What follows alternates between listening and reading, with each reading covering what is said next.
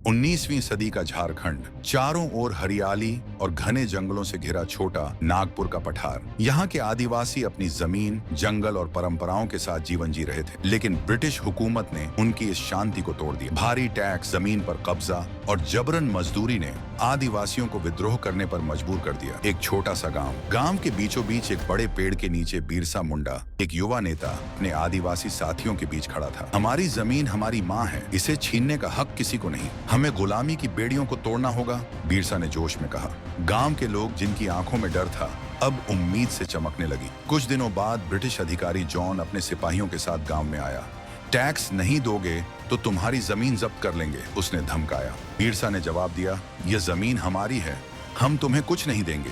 इस पर जॉन ने आदिवासियों को बेरहमी से मारने का आदेश दिया। बिरसा ने अपने लोगों को बचाने की कोशिश की, लेकिन ब्रिटिश सैनिकों के सामने वे बेबस थे। इस घटना ने बिरसा को और मजबूत बना दिया। उसने अपने साथी रामू और अपनी बहन लीला के साथ मिलकर विद्रोह की योजना बनाई। हमारे पास तीर धनुष हैं, लेकिन हमारे हौसले सबसे बड़े हथियार हैं, बिरसा ने कहा। लीला ने महिलाओं को तीर चलाना सिखाया, जबकि रामू ने आदिवासी पुरुषों को लड़ाई के लिए तैयार किया। एक रात आदिवासियों ने ब्रिटिश कैंप पर हमला कर दिया। जंगल के हर कोने से तीरों की बारिश हुई। आदिवासियों ने अपने पारंपरिक हथियारों से सैनिकों को खदेड़ दिया। हम आजाद रहेंगे, बिरसा की गूंजती आवाज ने हर दिल में क्रांति की चिंगारी भड़का दी।